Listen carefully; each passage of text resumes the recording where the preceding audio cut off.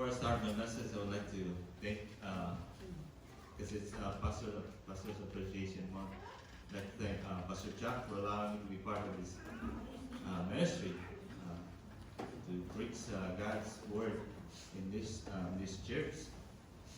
And I titled my message today, Let It Be Known. Let it be known, as a challenge to each of us this morning. And I'm using the New Living Translation version as I read passage today, because I can see in this version, I can see these three things that I want us to look at. In 2 Corinthians chapter 4, verse 7, it says, "We now have the light shining in our hearts, but we ourselves are like fragile clay jars containing this great treasure." Now, Paul mentioned three things in this passage, as I said. First one is light, the light shining. And the second one is clay jars, or jars of clay. And then the third one is great treasure. But I want to do my message today backward, like a countdown. I will start my message from the number three, third thing that Paul mentioned, the great treasure. So first, let's talk about treasure.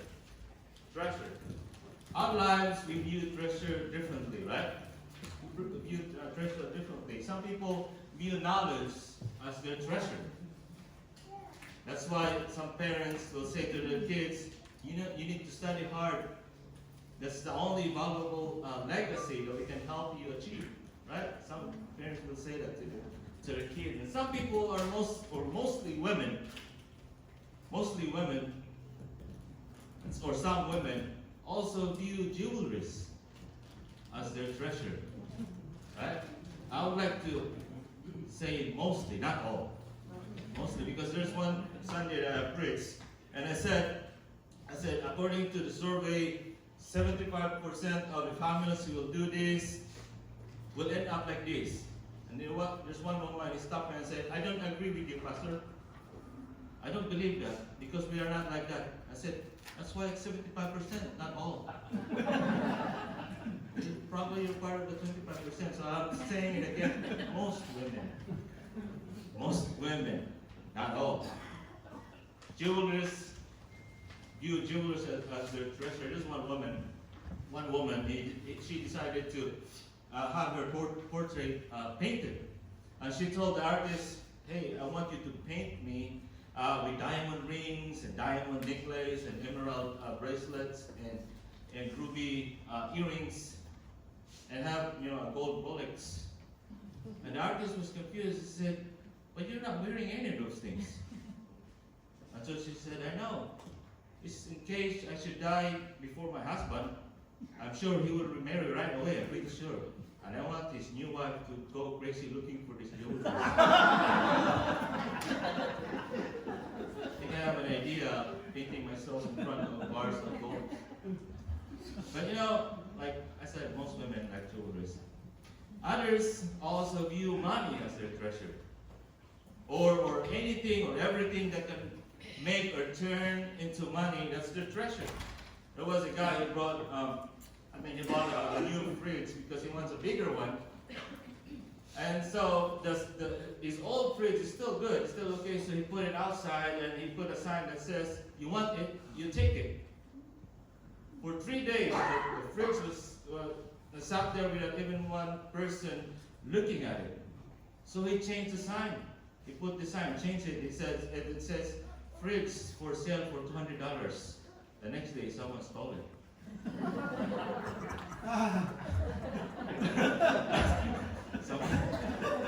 We all have different treasure of things that we value so much.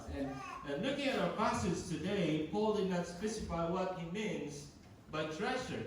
But if you look at the previous verses, from verses 1 to 6, it will give us an idea of what kind of treasure Paul had in mind.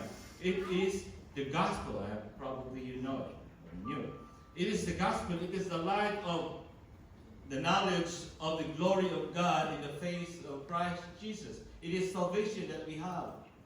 The grace, mercy, and love that we have. This is the great treasure that we have according to Matthew chapter 13, 45 to 46. Jesus said, "It is like a priceless pearl that a merchant found and sold everything he had just to buy this treasure, the most valuable treasure."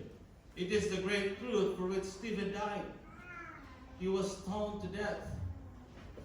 He was stoned to death. He was willing to die because of this valuable treasure that he had.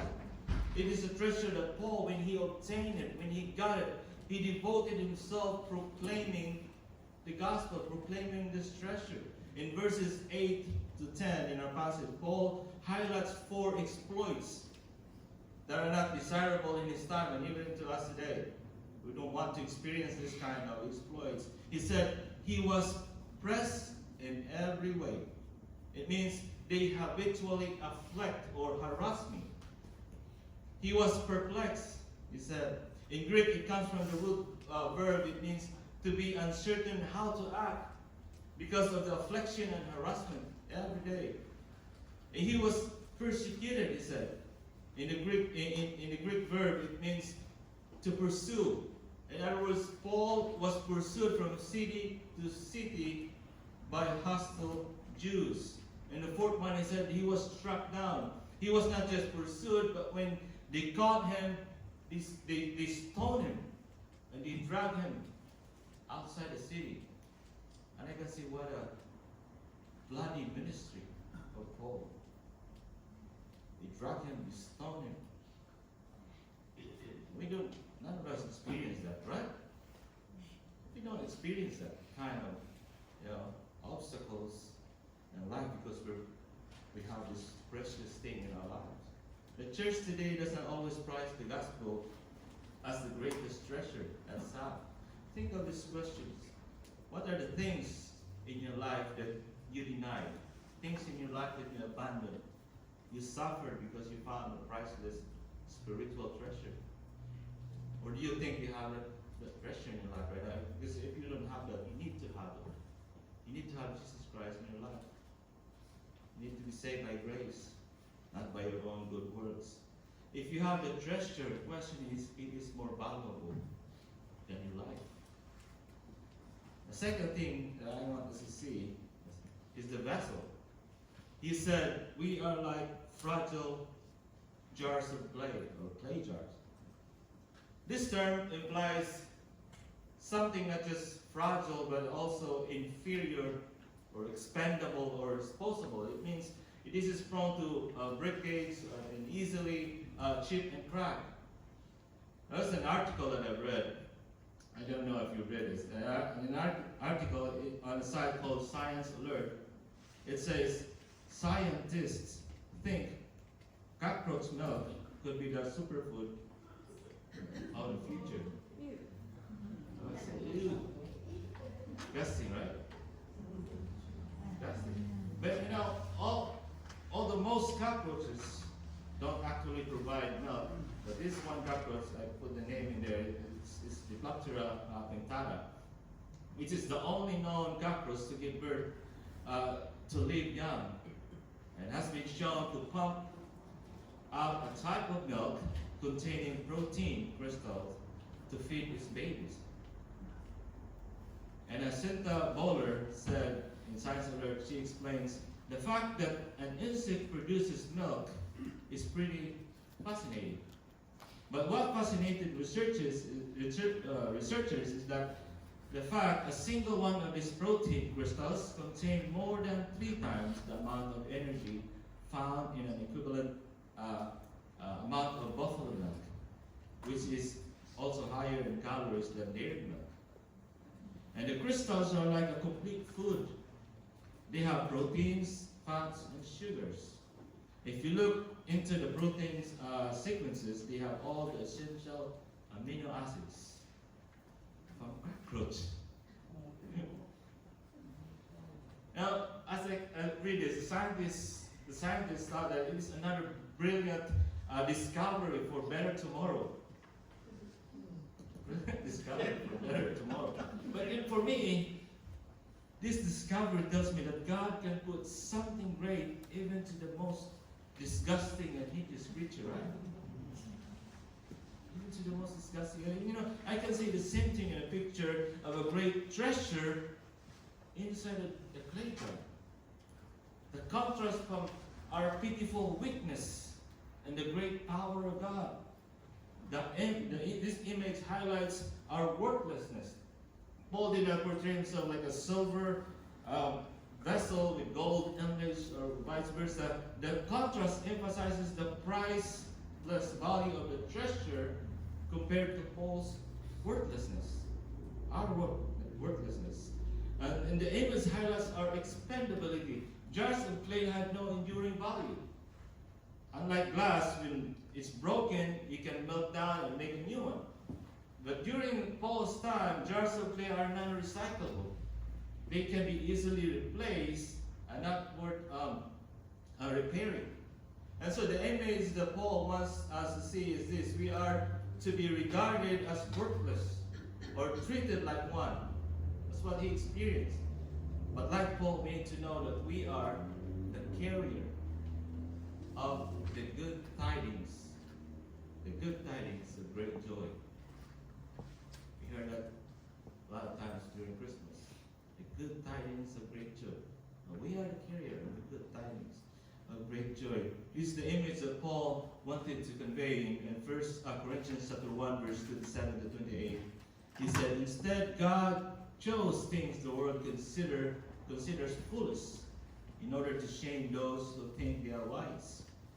And he chose things that are powerless to shame those who are powerful. God chose things despised in the world, things counted as nothing at all, and used them to bring to nothing what the world considers important. The Corinthian church to which Paul wrote was a handful converted slaves, artisans, and impressive people. That's why Paul says in verse 26, he said, not many wise, not many mighty, not many noble are called. You know, in the church today, some will try to accept the treasure, but reject the idea of being a jar. They say yes to Christ, but they say no, or not willing to do the ministry. They say, yes, I want Jesus Christ, but don't want to be used by God in ministry. Others try to make the treasure more like a vessel. In other words, they try stripping Christ of his holiness. When I was in the Philippines, when I was in Bible college, there was a new group. Most of them are young people, and they called themselves New Christians. I knew some of them are my friends. At first, their doctrine, I talked to them, and first their doctrine was good, it's Bible-based.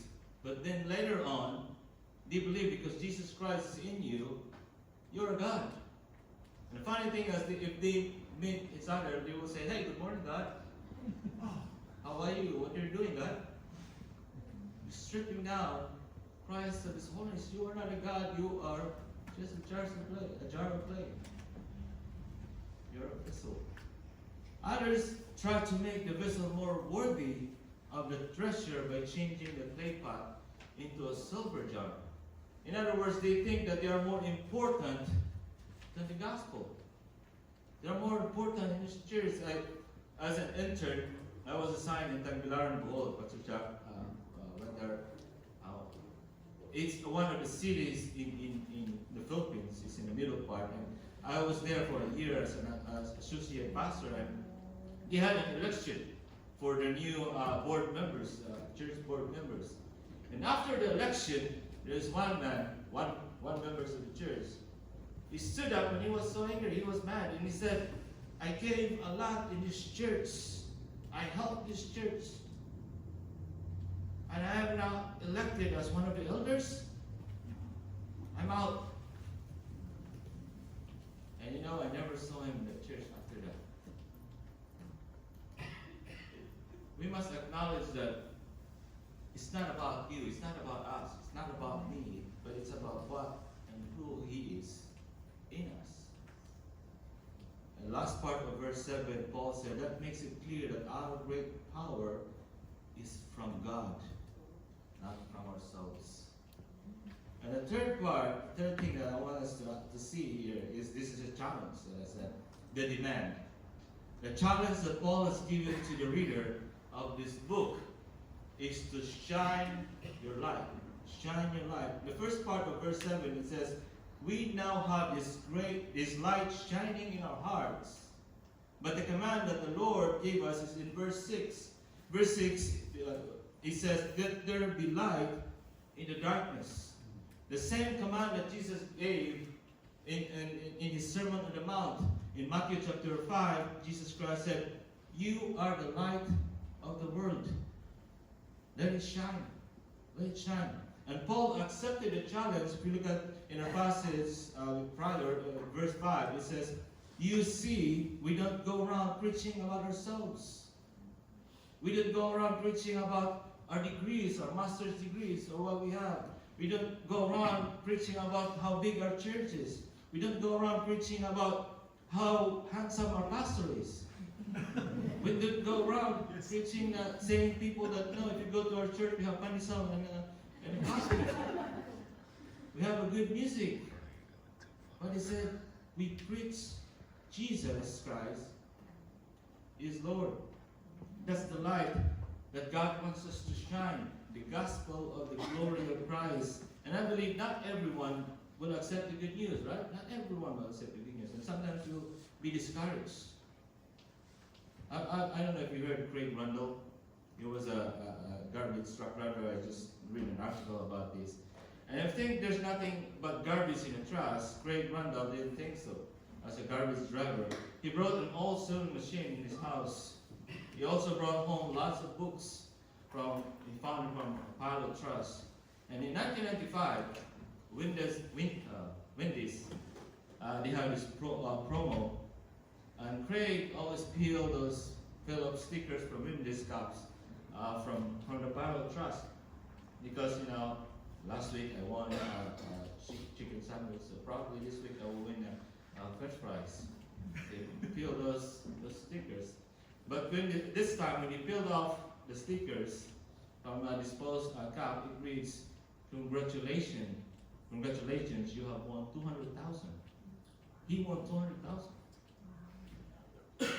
And this story of Craig brings a whole new meaning to the saying, one man's trust is another man's treasure.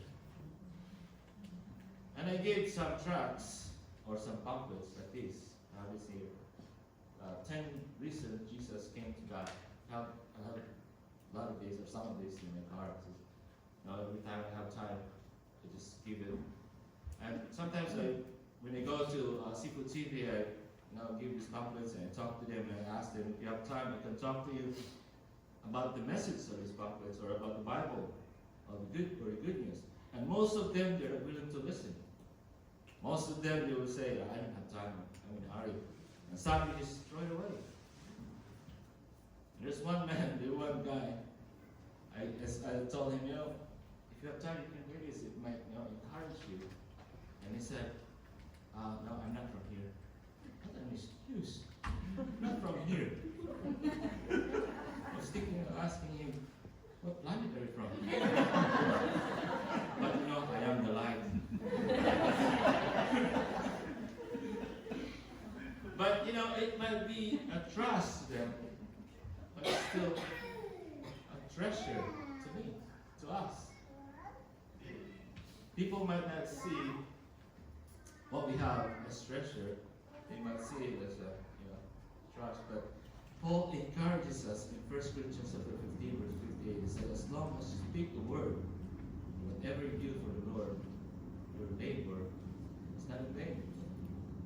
Right? New Living Translation gives more clear. Nothing you do for the Lord is ever useless. It's ever useless. Small things. So the challenge is this. You have the light in you, let it be known. If you think this church have the precious treasure, let it be known. Invite people to church. If you think you're the jar of clay with a precious treasure inside, let it be known. According to Jesus Christ, let your good deeds shine out for all to see. There was a big company. They wanted to buy the whole block because they want to build a big mall. But this poor store owner at the corner, he doesn't want to sell his store. And the representative said, "We'll give you a big amount of money if you just, so that we can have this whole block." He said, "No, I don't want to still sell my store because it has sentimental value." So the representative tells him, "You know what? When you open the mall, no one will enter your store. It's small." And so when the mall opened, this poor store owner, he changed the name of his store. He put the main entrance. The point is that we are living in a wicked world that tries to suppress us. The world that tries to crush us and shut us down. But Paul says, let's press on, move on, and find a way to be known. Find a way to be the light of this darkness. We can see empty chairs here. Sometimes we feel discouraged. But this is an encouragement for us that we need to be the light of the world. To those who are in the dark, feel this chair. These chairs. There's a song sung by Kathy Foley. It says, "Carry your candle, run to the darkness, seek out for hopeless, confused and torn. Hold out your candle for all to see.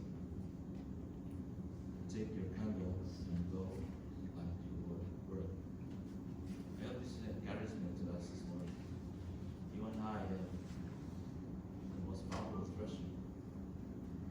You and I have this light. You need to shine. You need to shine. Let's pray. Heavenly Father, we thank you for your word. Thank you for this encouragement.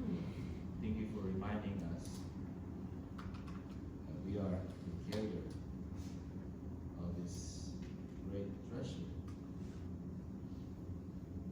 Lord, I pray that you will continue to use us.